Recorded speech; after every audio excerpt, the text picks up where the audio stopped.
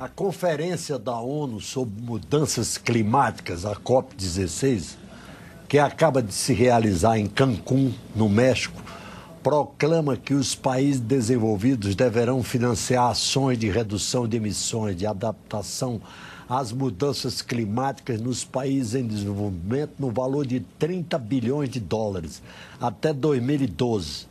A reunião de Cancún propõe ainda a formação de um fundo climático de 100 bilhões de dólares até 2020. Como é que vai o esforço para se adaptar o Brasil às novas exigências em defesa do meio ambiente?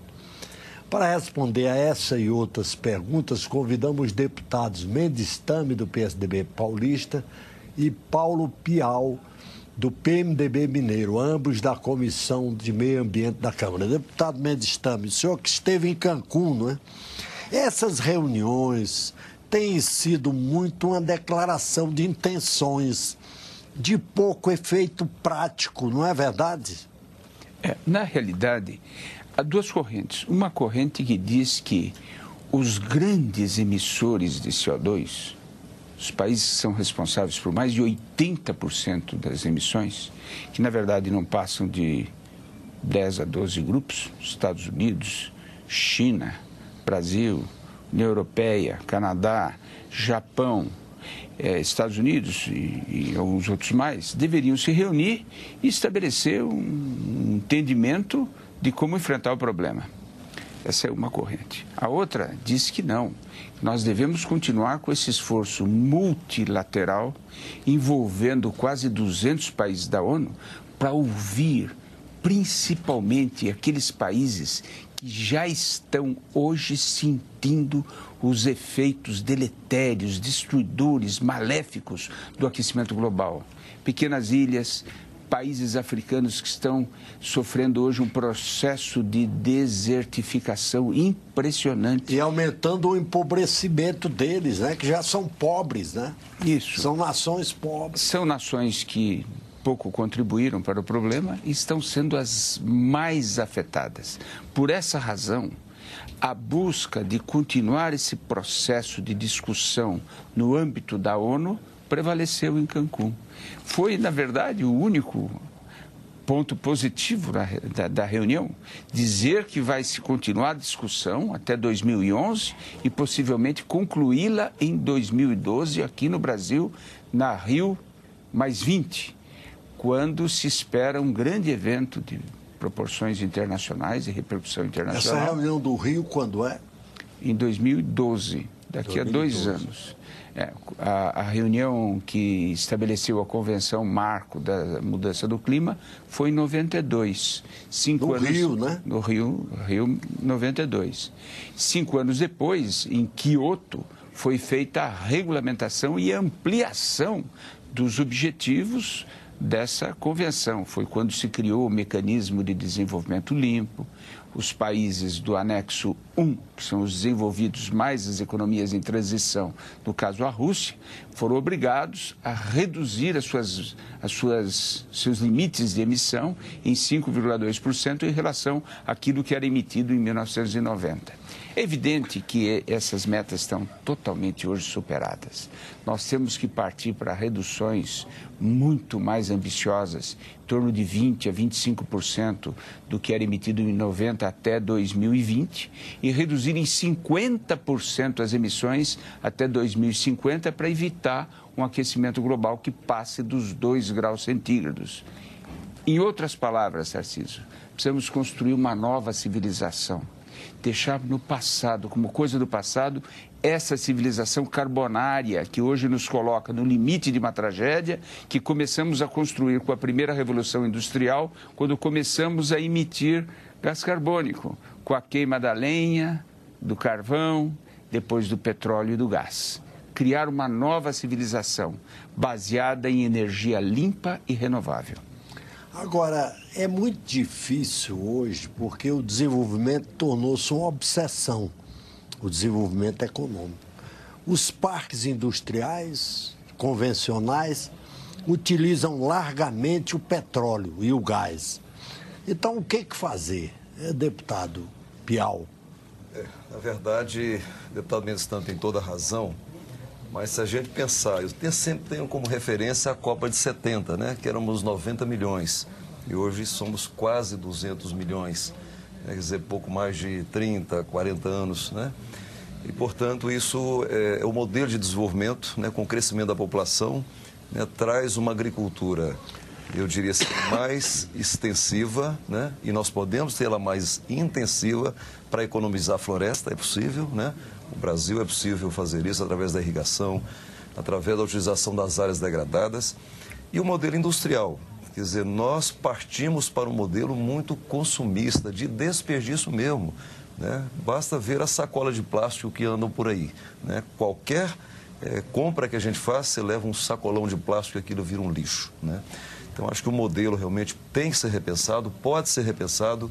E essas conferências como Cancún, Copenhague, Kyoto, Rio 92, elas servem exatamente para buscar essa consciência. Agora, a velocidade tem que aumentar. Os países desenvolvidos, eles não querem, evidentemente, alterar o seu modelo por pressão interna, por emprego, né, e até mesmo pelo conforto, né, do consumismo, mas as conferências servem. Meio ambiente é um assunto muito novo. A primeira conferência da ONU foi na década de 70, né? E, portanto, ali que começou realmente uma preocupação maior. Mas precisamos de fazer isso mais e mais e buscar realmente soluções mais rápidas. Agora, o regime capitalista tem seu aspecto selvagem, né? É um regime que se alimenta do capital e do interesse da sociedade de modo geral. Então é muito difícil mudar essas leis que são próprias do sistema do regime de mercado, né? É difícil, né? No relatório sobre mudanças climáticas do Nicholas Stern, ex-presidente do Banco Mundial, e que fez esse relatório a pedido do Tony Blair, ex-primeiro-ministro da Inglaterra, ele diz que as mudanças climáticas constituem a maior falha de mercado na história do capitalismo.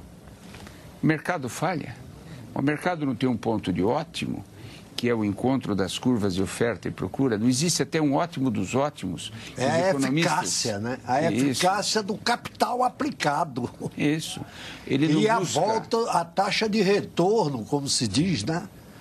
No meio, que é a linguagem empregada pelos defensores do sistema, né? Sistema liberal, total.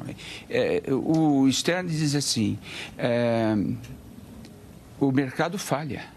Falhou. Por que ele falha? Porque ele não incorpora na matriz de custo, na planilha de custo, aquilo que não tem custo. Se eu não pago nada para poluir, é evidente que eu vou procurar o insumo energético mais barato possível, que é o carvão, que é a lenha, independentemente do estrago que ele causa à sociedade, já que eu não estou pagando para recuperar o estrago causado. E diz mais, a única forma de corrigir uma distorção de mercado é através do Estado. O Estado precisa intervir. Intervir como? Através de uma política tributária, ecológica, por exemplo, sobretaxando as emissões de combustíveis sujos, dando isenções, incentivos, estímulos à produção de energia limpa. Com isso eu reequilibro. E não precisa ser permanentemente, é durante um certo período para que se crie um mercado cativo para aquelas energias limpas, aí se implanta uma curva de aprendizagem, todo mundo começa a aprender a produzir mais e melhor por um preço menor e se implanta uma nova forma de produzir energia capaz de competir no mercado e ganhar no mercado das energias sujas. É isso que nós temos que fazer. Mas até hoje esse esforço não foi feito. Foi, no caso do Proálcool, por exemplo. Quando se iniciou... O Proálcool representou uma solução para o setor canavieiro, né? Para todos nós, porque na década de 70, o custo de produção de 1 litro de álcool era mais que o dobro do custo de produção de 1 litro de gasolina. O governo bancou a diferença durante 13 anos, só. Depois tirou todos os subsídios. A Embrapa ajudou, né? Ajudou durante todos esses 30 anos. Uma pesquisa de campo, né? Claro. Agora, o que é que mais ajudou? Foi uma lei que obriga a mistura de 20% a 25% de álcool à gasolina. Criou um mercado cativo, a partir daí se implantou uma curva de aprendizagem. Motivou os investidores, os empresários, né? E hoje o Brasil é um exemplo para o mundo de conseguir produzir uma agricultura energética capaz de mais da metade do combustível usado para mover veículos leves no Brasil vem do biocombustível, que é o etanol. Isso é um fenômeno, graças à intervenção do Estado na década de 70, 30 anos apenas, que é exatamente a época que citou, a época em que nós éramos, quanto? 90 milhões de brasileiros. Nesse curto espaço, nós revolucionamos a nossa agricultura, usando apenas 1% das nossas terras agricultáveis para a produção de álcool. Nós temos um potencial enorme. Fora os 100 milhões de hectares que temos de reserva, né? Isso. Quer dizer, nenhum país do mundo tem uma reserva de terras férteis tão grande quanto o Brasil, né? O desafio é produzir esse biocombustível de uma forma sustentável. Deputado Paulo Pial, o senhor acredita que exista já uma mentalidade no governo, na elite política, destinada a cumprir essas recomendações das grandes reuniões, desde Kyoto, Copenhague, agora Cancún? O senhor acha que exista já uma mentalidade disseminada entre os agentes públicos sobre a necessidade do cumprimento dessas recomendações? Olha, eu acredito que não temos ainda, né? Nós temos uma boa intenção, né? Sabemos do problema, mas é um assunto, eu diria assim, muito novo. É uma mudança cultural realmente, né? E o senhor estava falando, o deputado Mendes, estamos falando realmente do pró-álcool, né? Acho que é uma revolução grande, de fato. Aureliano Chaves, né, de saudosa memória, né? Esse foi o grande pioneiro, eu assisti, eu conheci, era um homem de caráter, de grande caráter, Aureliano Chaves de Mendonça, e ele foi o grande, inclusive discutindo com o Garneiro, o Mário Garneiro, o senhor devia vestir a camisa do Brasil, porque o Mário Garneiro representava a indústria automobilística. Exato. O Aureliano Chaves teve um papel decisivo na implantação do pró-álcool. E zombaram dele, né? Chamaram ele, a uma certa época, de Kung Bo, né? Quer dizer, a e era um força homem do Kung Fu íntegro. Exatamente, a bobeira do Pedro Bo, né? Quer dizer, fizeram essa zombaria e hoje está aí um pró-álcool vitorioso, né? Uma coisa, o Brasil tem praticamente 50% de energia limpa, né? Mas eu queria dizer, Tassi, dentro da sua pergunta, eu acho que não há consciência, nós temos que tomar muito cuidado com o modelo, né? Veja que tecnologia é uma coisa fantástica. Se não fosse o processo tecnológico, talvez o mundo não sobreviveria, né, à fome. Malthus já falava que a população crescendo em progressão geométrica e a produção de alimentos em aritmética, né? Quer dizer, o mundo ia passar fome, mas a Revolução Verde veio. A tecnologia agrícola desenvolveu-se muito. Exatamente. Né? Então, muita gente condena isso, o uso de defensivos, o uso de fertilizantes, mas se não fosse isso, nós não teríamos a produção de alimentos. Tanto que o Brasil reduziu até a área plantada e aumentou a taxa de produtividade, né? Agora, o cuidado, né, que a gente tem que ter é que a tecnologia ela está sendo mal utilizada, eu digo, pela humanidade. Em 1960, esse é um dado interessante, né? Existia 50 vezes a diferença entre a riqueza dos 20 países mais ricos e dos 20 países mais pobres, né? Hoje são 130 vezes, quer dizer, a distância... A desigualdade aumentou, Exato. né? Então, a inteligência humana, né? Quer dizer, a capacidade de criação. Hoje se fala em nanotecnologia, quer dizer, a coisa está realmente muito... Agora, nós temos que aproveitar isso para o benefício de todos, não a concentração de renda individual que nós estamos assistindo e mesmo entre nações. E no Brasil, esse problema da desigualdade de renda ainda é mais dramático, né? Exatamente. E é crescente. Isso. E podemos utilizar, para concluir, né, esse esforço, essa inteligência humana a serviço do equilíbrio. Produzir é possível e respeitar o meio ambiente É absolutamente possível. Então, aí que está o modelo novo que fala o deputado Mendes Stame. Nessa reunião de Cancún, nós tivemos uma reunião com deputados do Parlamento Europeu, que nos perguntavam sobre qual a posição do Brasil, o que nós poderíamos oferecer em contrapartida se eles flexibilizassem a entrada do biocombustível brasileiro, do etanol brasileiro na Europa. Nós dissemos que, teoricamente, nós temos um grande interesse em exportar o álcool. Eles têm o açúcar da beterraba, o álcool da beterraba. Isso, álcool da beterraba, do milho. Mas é mosto, muito mais caro, é um insumo. Muito mais caro. Subsidiam fortemente seus produtores.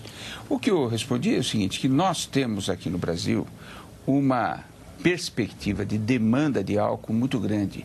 A frota de automóveis flex aqui deve aumentar muito. E os dados mostram que até 2020 nós precisamos produzir mais de 40 bilhões de litros. Hoje não produzimos nem 30 bilhões de litros. Aliás, o posto hoje não pode ser mais chamado de posto de gasolina, né? Hoje é posto de etanol, porque nós usamos mais etanol do que gasolina, né? Isso, não, etanol... em Brasília não interessa, não. Aqui é um problema localizado. O custo do álcool é muito alto. Isso, que precisa ser enfrentado. Eu acho até que aqui há um problema que não é nem de política, mas de polícia, né? Aqui é um cartel terrível aqui na Brasília que impede o consumidor. Claro.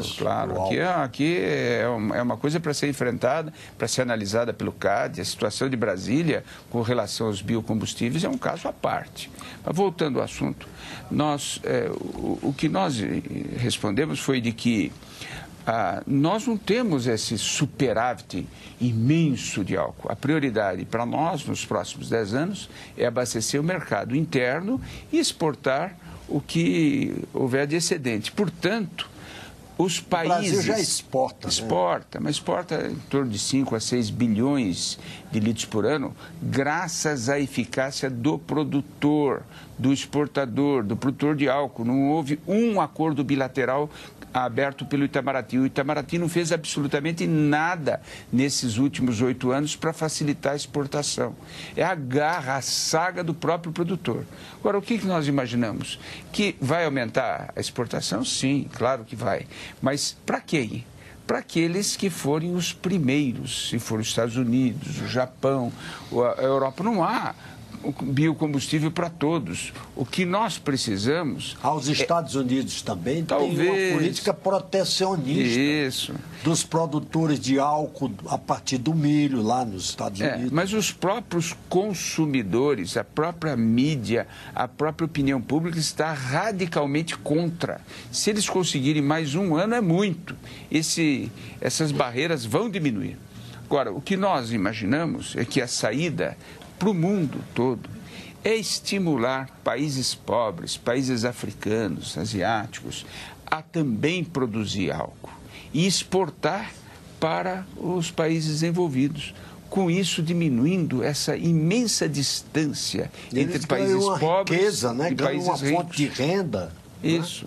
Talvez a forma de compensar essa diferença que colocou, que aumentou tanto os países, os 20 países mais ricos são hoje 130 vezes mais ricos que os 20 países mais pobres, possa diminuir com a produção de biocombustíveis, que cria emprego, renda, melhores condições de vida nesses países tão pobres. Para a Ásia, para a parte da América Latina, América Central desde que eles tenham garantias de exportação do seu produto, de que esse seu produto será comprado, para não acontecer como Burkina Faso, que produz algodão e não consegue exportar. É verdade. Eu tive naquele encontro Brasil-Alemanha, no ano passado, lá em Munique, e foi discutido esse assunto do álcool. Nós estamos falando de energia, de meio ambiente, né? Energia limpa. E é interessante como é que eles têm medo de mudar a sua matriz energética, com razão, né? Por isso que a África é importante, né? Porque não vão ficar na mão do Brasil também. A matriz energética alemã se baseia em quê? No petróleo. Né? No petróleo. E eles estão dispostos, né? Quando eu disse lá que o Brasil, como você falou agora, tem 100 milhões de hectares disponível, né, disponíveis para a produção de etanol, eles parecem que não acreditam, né? É interessante, temos. Então, é o Brasil e a África, né, que poderá produzir energia limpa, né? Exatamente para cuidar mais do nosso meio ambiente. Agora, a África não tem investidores interessados nesses países, né? Mas no ali... continente africano. Exatamente. Não há grande interesse, né? O Brasil tem feito um esforço, O Brasil, né? tem atraído mais capital nesse setor, né?